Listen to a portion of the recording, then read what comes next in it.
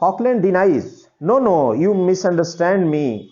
Yet surely a little trifling indisposition is not an unnatural consequence of absence from those we love. Now confession, isn't there something unkind in this violent, robust, unfeeling health?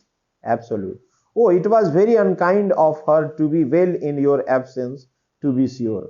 Although she was alone, she was not with her friend Falkland, but still she was happy. Good apartments, Jack. Well, sir, but you were saying that Miss Millville has been so exceedingly well. What then? She has been merry and gay, I suppose, always in spirits. Hey, Acres, merry, odds crickets. She has been the bill and spirit of the company wherever she has been, so lively and entertaining, so full of wit and humor. Bob Acres is replying to the question of Falkland that she was very happy. It doesn't seem that she was unhappy there, although she was alone, but she was the good company for all. Falkland. There, Jack, there, oh, by my soul, there is an innate levity in women that nothing can overcome. What? Happy. And I away. Now Falkland is suspicious that she was alone there, I was not with her, and still she was very good in health and she was also very happy. So he is surprised little bit also. Have done, how foolish this is! Just now you were only apprehensive for your mistress's spirits. That he is always talking about his mistress's spirits. It means disposition. Falkland. Why, Jack, have I been the joy and the spirit of the company? No, indeed, you have not. You are not an interesting person. You are just a boring person in the company. Falkland. Have I been lively and entertaining? Oh, upon my word, I acquit you. No, you were not an interesting person or entertaining person. Have I been full of wit and humor? No, faith. To do you justice, you have been confoundedly a stupid indeed. So he says his friend Falkland is stupid. What's the matter with the gentleman? Bob Acres is surprised that why he is so anxious and why you are taunting him, commenting on him. He is only expressing his great satisfaction at hearing that Julia has been so well and happy. That's all. Hey, Falkland. So he replies to Bob Acres that Falkland always thinks that his friend Julia is happy and in good spirit, that is sufficient for him. Oh, I am rejoiced to hear it. Yes, yes, she has a happy disposition. She was happy there. That she has indeed. Then she is so accomplished, so sweet a voice, so expert at her harpsichord, such a mistress of flat and sharp, squalent, rumblant, and quiverant. There was the time, month, oats, minims, and crosses. How she did cheer up at Mrs. Piano's concert. Actually, she was the singer. So that's why he is sharing that she was a good singer, she was the good company for all, and she was very happy there in Devonshire. Falkland. There again, what say you to this? You see, she has been all mirth and song, not a thought of me. And Falkland is surprised. If she was happy there, please switch off the mic. If she was happy there, why she didn't call me? Why she didn't miss me? Falkland. Well, well, it may be so. Oh, man is not the music, the food of love. Well, well, it may be so. Pray, Mr. What's he the name? Do you remember what song Miss Millville sung? Now he is interested that what type of song she actually sang there.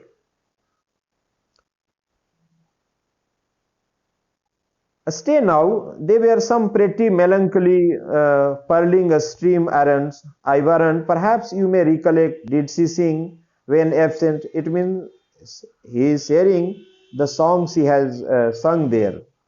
No, that wasn't. Acres cannot say that it was the song that his friend Julia sang. but he wanted to listen the song, that which song she sang actually. Absolute. Oh, go gentle gales. These are the examples of songs, English song. Okay. He sings to tell him that it was the song that was sung by his friend. Oh no, nothing like it. Oats, now I recollect one them. My heart's my own, my wills is free. So that was the song that your friend Julia was singing there. Falkland. Fool, fool that I am, to fix all my happiness on such a trifler, God's death, to make herself the pipe and ballad monger of a circle, to soothe her light heart with caresses and glees. What can you say to this, sir? So she was happy there. She was the good singer, and she enjoys the company and holiday with his uncle Sir Anthony. Absolute. Why? That I should be glad to hear my mistress had been so merry, sir. But Absolute is not interested there that Lydia should always be over happy or good in a spirit. He doesn't like all this news. But Falkland always likes this type of news, that his friend Julia is happy or not. There may be some boring discussions, okay, but you have to bear it out. But when the story related with Lydia come, that will be too much interesting. Falkland. Now, I am not sorry that she has been happy. No, no, I am glad of that. I would not have had her sad or sick. Yet surely a sympathetic heart would have shown itself even in the choice of a song. She might have been temperately healthy and somehow plaintively gay. But she has been dancing too, I doubt not. So she enjoyed such a party that not only she sang in the party, she also danced. And Falkland is surprised that she was so happy without me. Akers, what does the gentleman say about dancing? Bob Aker is surprised. Why Falkland is talking like that? Why he is not happy too much that his friend was enjoying the party? Absolute.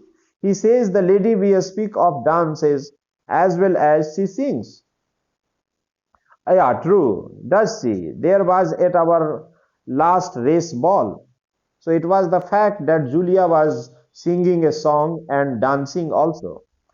Hell and the devil, there, I told you so, I told you so. Oh, she thrives in my absence.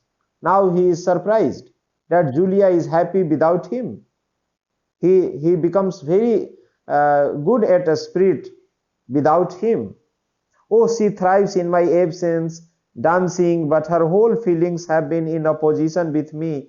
I have been anxious, silent, pensive, sedentary. My days have been hours of care, my nights of watchfulness.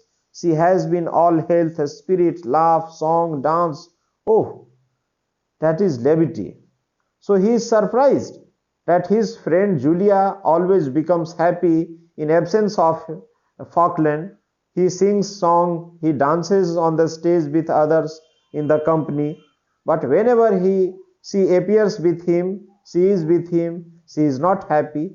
So this is the kind of love they do each other, no? They are serious lovers. And Falkland is much more serious. It is not expected. And Captain Absolute, he is a romantic lover.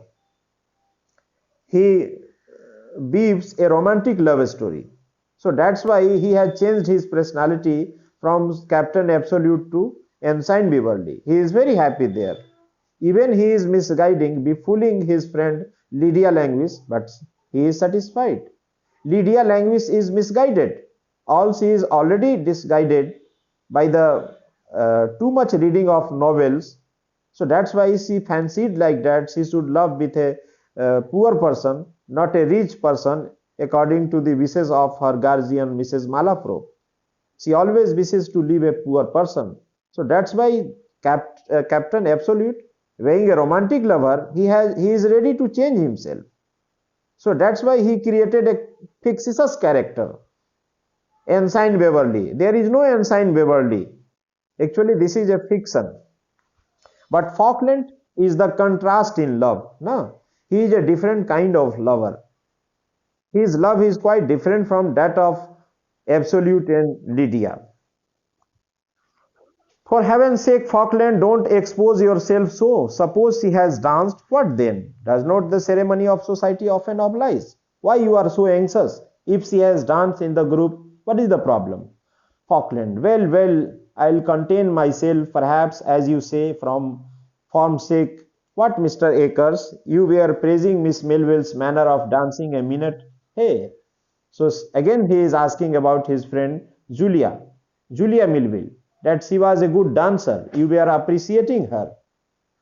Akers, oh, I dare insure her for that. But what I was going to speak of was her country dancing. She was a good dancer, and I appreciated her. Who is saying? Bob Akers is saying, reporting actually. Odd swimmings, and she has such an air with her. Falkland, now disappointment on her. Defend this, Absolute. Why don't you defend these country dances? It seems that he doesn't like country dances. Country dances means local dances. Jigs and reels, am I to blame now? A minute I could have forgiven. I should not have minded that. I say I should not have regarded a minute. But country dances, Jones, had she made one in a cotillion, I believe I could have forgiven even that. But to be monkey-led for a night, to run the gauntlet through a string of amorous, this is the description of the country dance. Palming puppies, to sow paces like a managed filly. Oh, Jack, there never can be but one man in the world whom a truly modest and delicate woman ought to pair with in a country dance, and even then the rest of the couple should be her great uncles and aunts. This is the description of country dance, that how it is conducted in the group. It is actually a masquerading. They dance in the presence of their uncles and aunts, all are involved in that country dance. This is a group dance actually. Yeah, to be sure, grandfathers and grandmothers were also there. Falkland, if there be but one vicious mind in the set, it will spread like a contagion. The action of their pulse beats to the lascivious movement of the jig, their quivering, warm-breathed sighs impregnate the very air. The atmosphere becomes electrical to love, and each amorous spark darts through every link of the chain. I must leave you. I own I am somewhat flurried, and that confounded Lewby has perceived it. Now Falkland is not happy. He is surprised that Julia always enjoyed in his absence. She was singing there, she was dancing there, and she was enjoying the country dance among so many people. So that's why he is shocked, and he doesn't think himself to be a romantic hero. So that's why he is leaving this group. No, his news. Exit Falkland. Absolute. Ha ha ha. Poor Falkland. 5 minutes since nothing on earth could give him a moment's uneasiness. Actually, he was teased. He was disturbed by these discussions. Akers, that gentleman weren't angry at my praising his mistress, was he? Now they are talking, Bob Akers and Captain Absolute. So why he is angry? Because he talked about his friend Julia, and Julia was happy. That's why he could not tolerate it. That in his absence, how she could be happy in the group of others. A little jealous, I believe, Bob.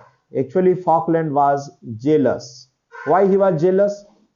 He cannot tolerate that his friend, his lover, beloved Julia Melville was happy even without his presence. So that's why he was fed up there and he left. You don't say so. Haha, jealous of me. That's a good joke, because Bob Akers was not his competitive. So why he became so sad and dissatisfied? There is nothing strange in that, Bob. Let me tell you that sprightly grace and insinuating manner of yours will do some mischief among the girls here. So everything was reported by Bob Akers. And the friend of Julia Melville, Falkland, he was sad now. He was not happy after knowing the fact that she was very happy even without him. But he takes care of her. But it seems that she doesn't take care of him. Ah, you joke. Ha ha. Mischief. Ha ha. These are very interesting dialogues, but it is difficult a little bit. So that's why it is not quite comprehensible easily. Mischief. Ha ha. But you know, I am not my own property. My dear Lydia has forestalled me. She could never avoid me in the country because I used to dress so badly. But Oates forgoes and tambours, and I shan't take matters so here. Now ancient madam has no voice in it.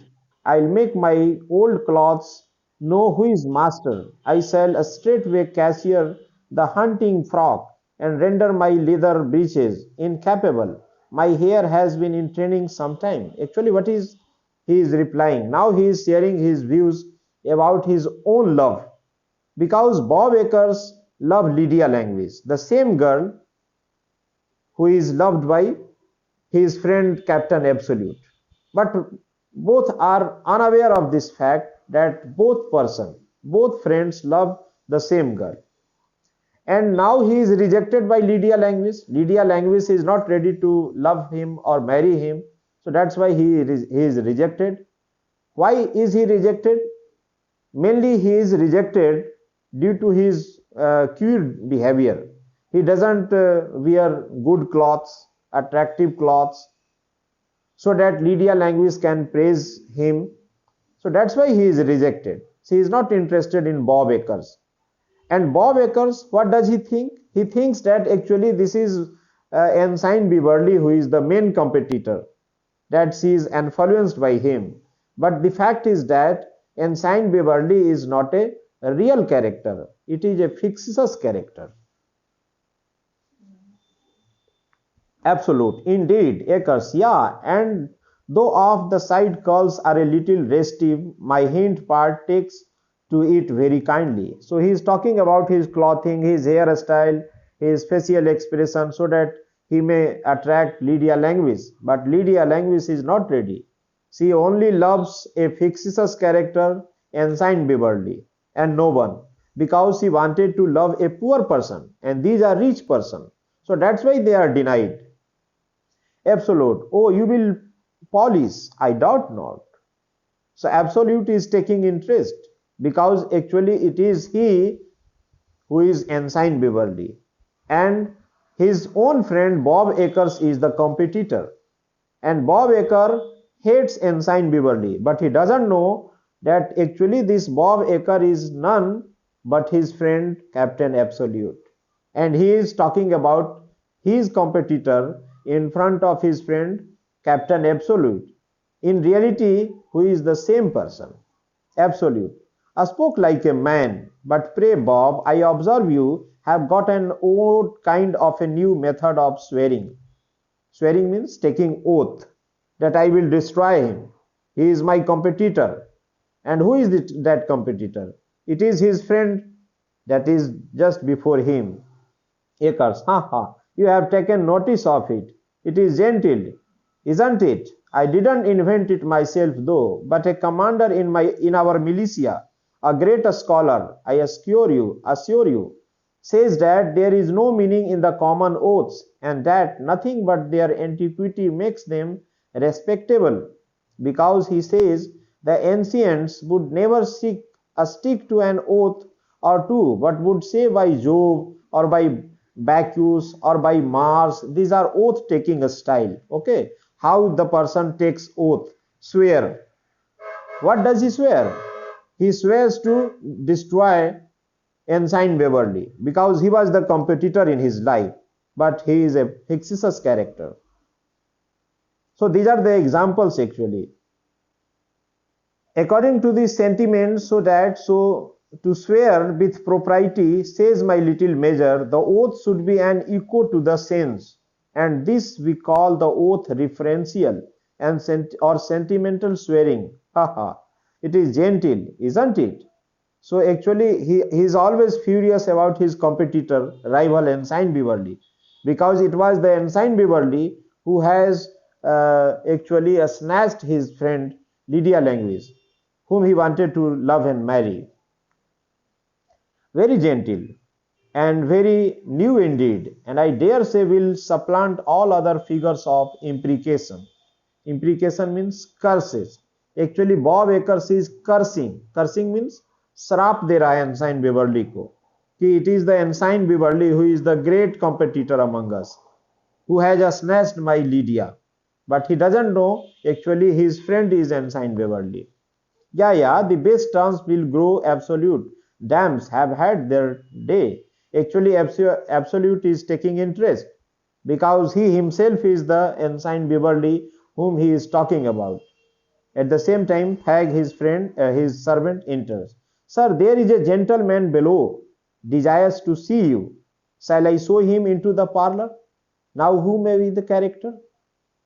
Fag informs that there is a gentleman. Who is that gentleman? It is his father, Sir Anthony. Yeah, you may. Well, I must be gone. So that's why the another person is coming. Bob Acres wanted to go from there. Stay, who is it, Fag? Your father, sir. The servant replies. Actually, it is his father, Sir Anthony Absolute.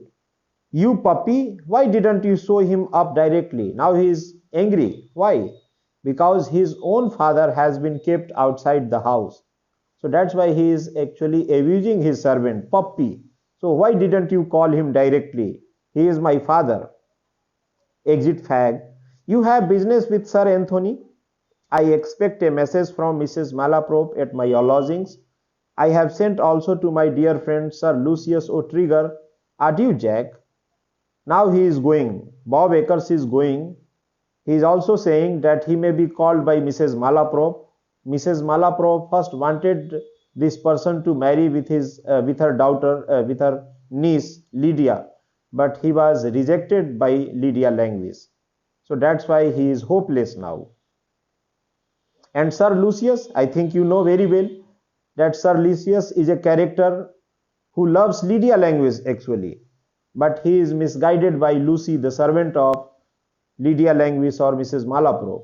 Actually, she has directed his love towards Mrs. Malaprop, and Mrs. Malaprop is acting like a young lady as the name of Delia or Celia, and she has been making correspondence with him.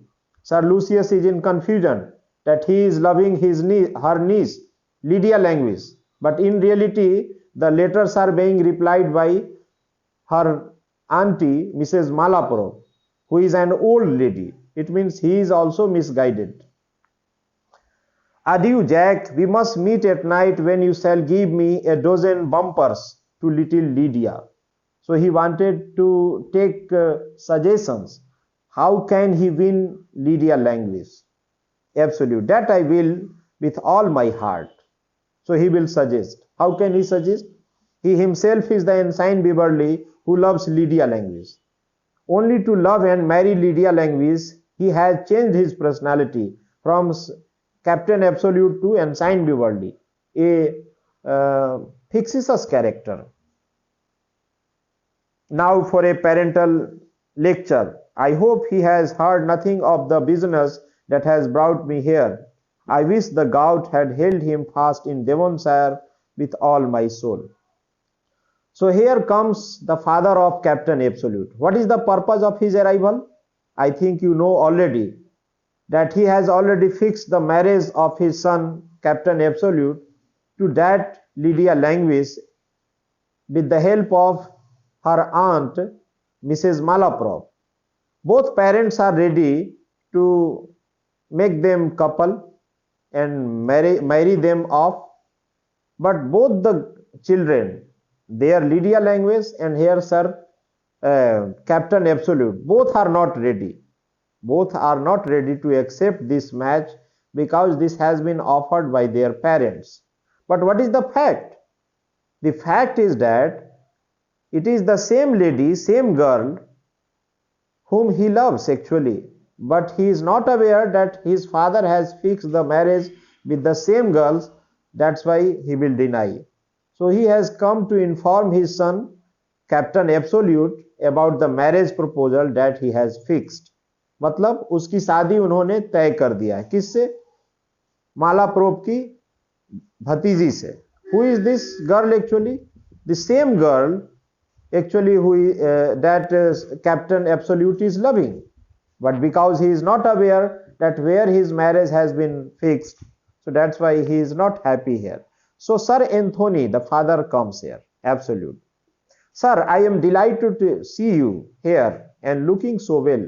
Your sudden arrival at Bath made me apprehensive for your health. Son is talking to his father, Sir Anthony. Sir Anthony, very apprehensive, I dare say, Jack. What you are recruiting here? The father is surprised. That what is the duty? Why did you come here in Bath? So I have listened that you have come on your official duty. There is something recruitment is going on. What is the purpose? But actually 100% lie. He hasn't come to recruit anybody. Actually he has come to meet his friend, new beloved Lydia Language. But he tells lie that he has come to an official tour. Yes, sir, I am on duty. Again he speaks untruth. Well, Jack, I am glad to see you, though I did not expect it, for I was going to write to you on a little matter of business. What is the little matter of business? His marriage proposal. That his marriage is fixed with Lydia Language. He doesn't tell them actually name that he has fixed the marriage with Lydia Language. He says that with the daughter or niece of Mrs. Malaprop, that he is not aware. Jack, I have been considering that I grow old and infirm and shall probably not trouble you long. This is the way of a typical father, no? That now he is very old, so that's why he want to settle this marriage.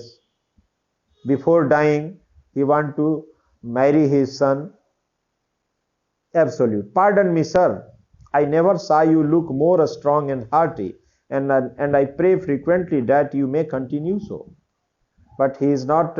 He doesn't support the idea that he is an old man and he will not and he will die soon. He says that you are good at health and in good spirit, Sir Anthony. I hope your prayers may be heard with all my heart. Well then, Jack, I have been considering that I am so strong and hearty, I may continue to plague you a long time. Now, Jack, I am sensible that the income of your commission and what I have hitherto allowed you is but a small pittance for a lad of your spirit. The father speaks in a other manner, that because you think me an young man, a spirited man, a healthy man, so that's why I should consider that your marriage should be solemnized. And you are just an officer in the army, and I have also something given you, but still it is not sufficient. So I have thought something, a plan. What is the plan? A plan for marriage. If you will marry the lady of his selection, she will also bring some property, or in that way you may be rich. That is the planning of a father. Quite practical planning that every father in the world does in the same way. No? So in the same way, this is a marriage and this is also a chance to be rich. Sir, you are very good. At this point he is happy because he doesn't know the actual planning, Sir Anthony. And it is my wish while yet I live to have my boy make some figure in the world.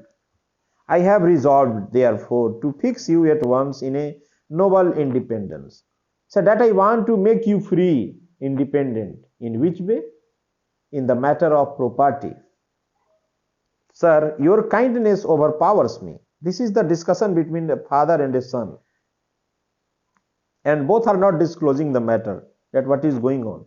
Me, such generosity makes the gratitude of reason more lively than the sensations even of filial affection. He is very happy of his father, but he doesn't know that what the planning is going on. Sir Anthony, I am glad you are so sensible of my attention, and you shall be master of a large estate in a few weeks. So you are going to be rich within few weeks. How? What is the planning? It is not known.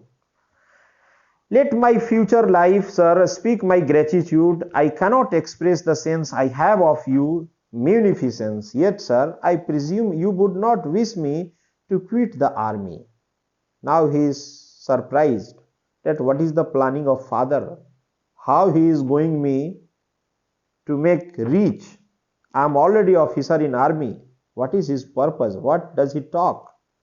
Still it is not clear. Oh, that shall be as your wife chooses. Now the point is coming. So you will be in army or not, that would be decided by your wife, as she wishes, as she chooses. My wife? My wife, sir? Now he is surprised that the father is talking about his wife actually. He wanted to settle his marriage, but he is already in love with a lady. How can he be ready? My wife, sir? Yeah, settle that between you and settle that between you. So everything would be settled here. A wife, sir, did you say? Jack is surprised, absolutely surprised of his father that he is talking about his wife. Yeah, not a word of her, sir.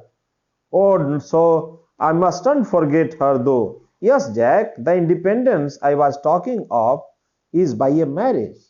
That was the planning of his being independent, that his son should be rich, he should be independent in matters of property. How? With the marriage. How? Because he would marry with a rich lady and he will occupy the whole property she brings. In that way, he would be independent. No? It also happens in our country, India, that sometimes father plans to make the son happy and married also. No? It means एक कहावत है ना कि एक ही तीर से दो निशाना, कि बच्चे की शादी ऐसे घर में ठीक कर देते हैं जहां भाई हुई नहीं हो ना, ताकि उसकी सारी प्रॉपर्टी मिल जाए. That is the planning of a father, कि in that way the son will be also married and he will get so much property. That is the planning of his father. The fortune is saddled with a wife. Wife भी आएगी और उसके साथ fortune भी आएगा. But I suppose that makes no difference. But he thinks there is no problem, no complexity. है ना, शादी भी हो जाएगी, वाइफ भी आ जाएगी और पैसे भी आ जाएंगे. There is no problem. Sir, you amaze me. But it seems that he is not happy with this proposal of being independent and rich in life, having been married with a rich lady. Why? What the devil's the matter with the fool? Just now you were all gratitude and duty. Just some time before you were very happy and you were quite thankful towards me and my duty. But now you are denying. I was, sir. You talked to me of independence and a fortune, but not a word of a wife. I was happy because you were talking about my independence. You were talking about my being rich, but you were not talking about single word of a wife. Why? What difference does that make? Oats life, sir.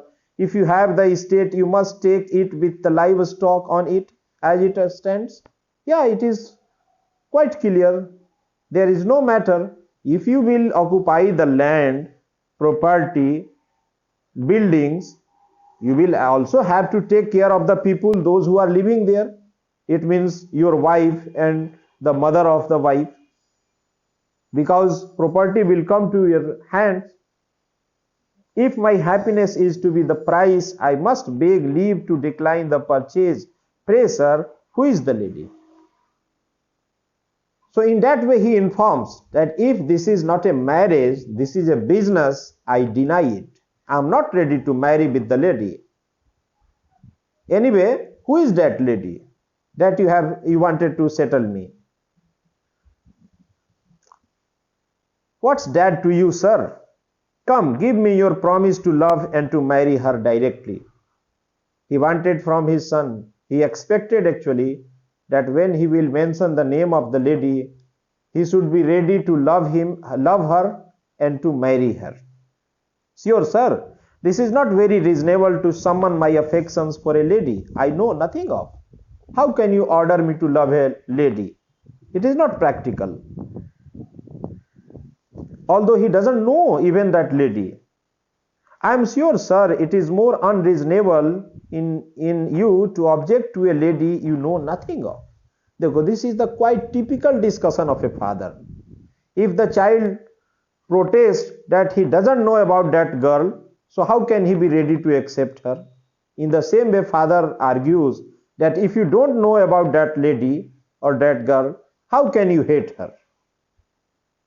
You must know something about her and try to think, try to love her, start loving her.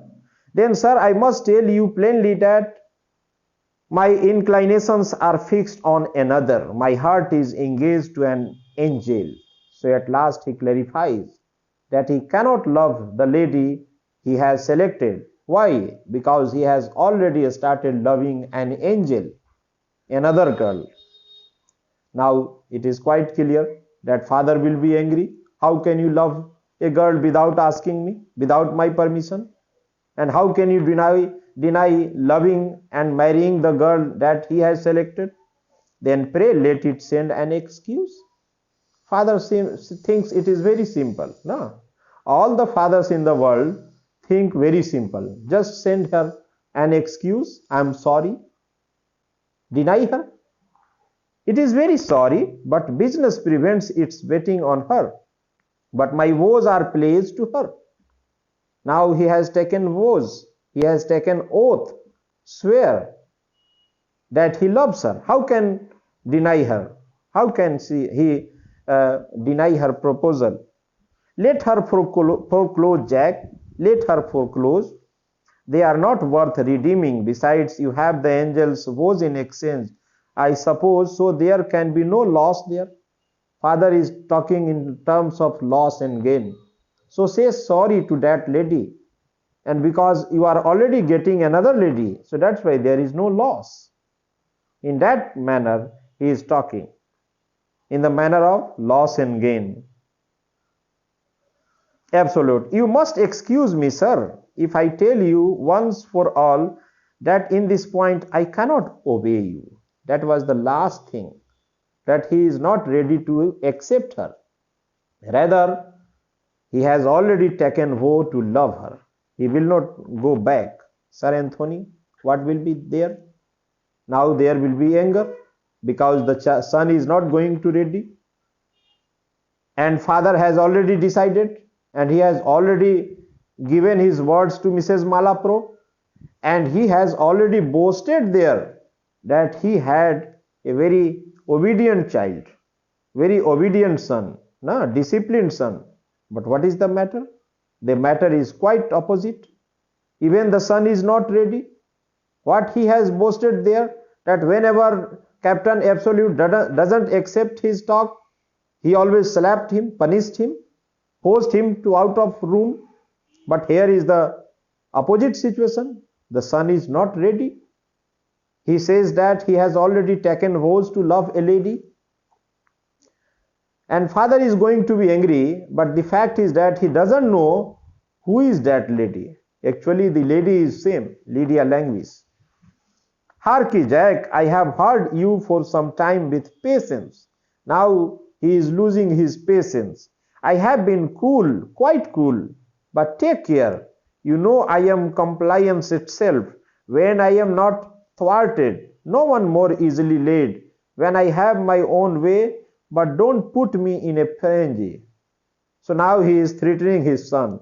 You know very well, I am such a person, that your misbehavior will bring me in frenzy. I will be mad and I will punish you.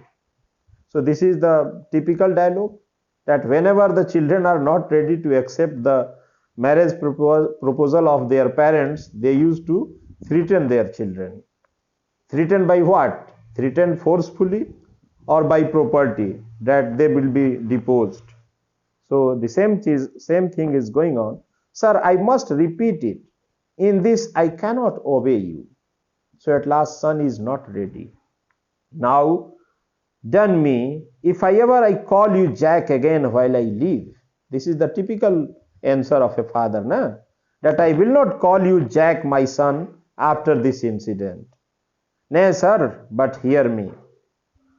Sir, I won't hear a word, not a word, not one word. So give me your promise by a nod, and I'll tell you what, Jack, I mean. You dog if you don't buy. So once again, he is offering the promise that you should be ready what I say. Otherwise, you dog, you are not good a boy. What, sir? Promise to link myself to some mass of ugliness. Every child thinks in the same way, that I don't know with whom you are going to marry me, whether she is a beautiful or as an ugly person. Ugly means not beautiful. No. Zounds, Sirrah, the lady shall be as ugly as I choose. She shall have a hump on each shoulder. She is describing the lady that she is very beautiful. She shall be as crooked as crescent.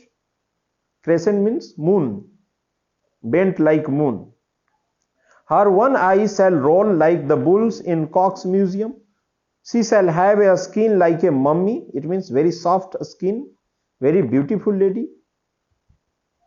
And beard of a Jew, she shall be all this, Sirrah. I'll make you ogle her all day. Ogle means you would love her if you once see her, and sit up all night to write sonnets on her beauty. So such a beauty is there that he is talking about. This is reason and moderation indeed. This is also the common way of convincing the boy, no? Saying that she is very beautiful, she is very worthy girl, so you should be ready to marry her. I am a father, and I always think about your well-being, so you should be ready. So in that way, even the boys are enticed. Enticed means कि उसको मतलब लुभा करके ready कराया जाता है. But still, absolute is not going to be ready. None of your sneering puppy, no grinning jackanapes. Now he is abusing his son, because he was not ready even after saying that she was beautiful. Indeed, sir, I never was in worse humor for mirth in my life. It is false, sir. I know you are laughing in your sleeve. I know you are grin when I am gone, Sirrah. So now he is very angry, no? That the boy is smiling, he is laughing, he is not taking seriously my marriage proposal. And there is the question of his prestige, no? His prestige will be destroyed if the son is not ready to marry according to his wishes. I know you will grin when I am gone, Sirrah. Sir, I hope I know my duty better. None of your passion, sir, none of your passion. So now there is the conversation is going to be bad. They are not ready to each other. So that's why the father must be angry, and he will be depressed. Violence, if you please, it won't do with me, I promise you. Even he is ready to threaten him with punishment. Indeed, sir, I never was cooler in my life. It is a confounded lie. I know you are in a passion in your heart. I know you are, you hypocritical young dog. So now he is abusing his own son. Hypocrisy बोल रहे हैं and dog बोल रहे हैं. But it won't do. Nay, sir, upon my word. But still absolute is not ready to marry with the girl. Sir Anthony, so you will fly out. Can't you be cool like me? So he wanted to make him cool, to think it over, to ponder over seriously, so that there may be compromise. What the devil good can passion do? Passion is of no service. You impudent, insolent, overbearing reprobate. So these are abuses in English. Okay, impudence, insolent, मतलब धृष्ट, बदमाश, बदतमीज, no, So reprobate, there you sneer again, don't provoke me, otherwise I will beat you. But you rely upon the mildness of my temper, you do, you dog. You play upon the meekness of my disposition. Yet take care, the patience of a saint may be overcome at last. He is assuming himself as a saint, and if he is furious, furious means angry, he will beat also. But mark, I will give you 6 hours and a half to consider of this. The father is ready to supply some time to think about it, rethink it. If you then agree without any condition to do everything on earth that I choose, why confound you? Do you understand? So I will give you time to think it over, and after some time you should be ready without any condition. No condition should be there. Only condition should be of mine, that I will fix the condition. Such a dominant father is he. I may in time forgive you. If not, Jones, don't enter the same hemisphere with me, don't dare to breathe the same air or to use the same light with me. So please don't come before me. I hate you if you are not ready to marry the girl that I have selected. But get an atmosphere and some of your own. I will strip you of your commission. So this is the final warning. What is the warning? That I will strip you of all properties, right? So this is the common threat of a father. This is the very common punishment to a boy who is not ready to marry the girl of his selection. This is the very common thing. If you are not ready to marry the girl, just leave this house and go from there. No, this is the very common threatening. Even in our houses, whenever the situation comes, the boy is not ready to marry, he is threatened with removing from house. No?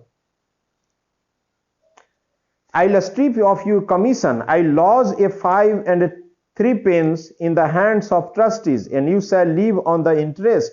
I will disown you, I will disinherit you, I will ungate you, and me if ever I call you Jack again.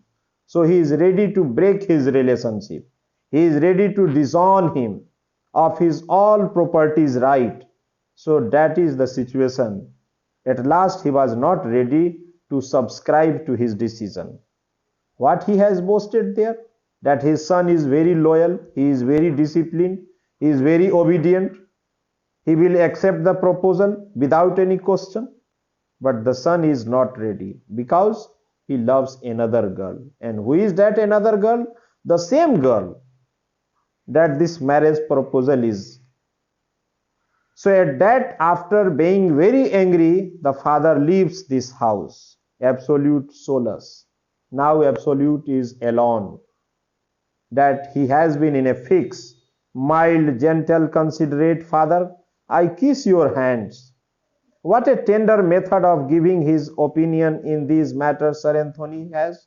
I dare not trust him with the truth. I wonder what old wealthy hag it is that he wants to bestow on me. Now he is shocked with the misbehavior of his father. Just some time before he was so much happy and he respected his father too much. But within minutes everything was lost, destroyed. He doesn't know which wanted to match his daughter, match his father. It was not clear that why he wanted to marry him and with whom.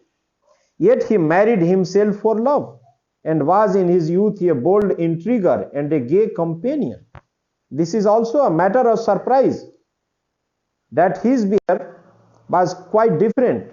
In his young age, he himself married a girl whom he actually liked. It means there was love marriage between his mother and his father, but still he is not ready. It is not clear why.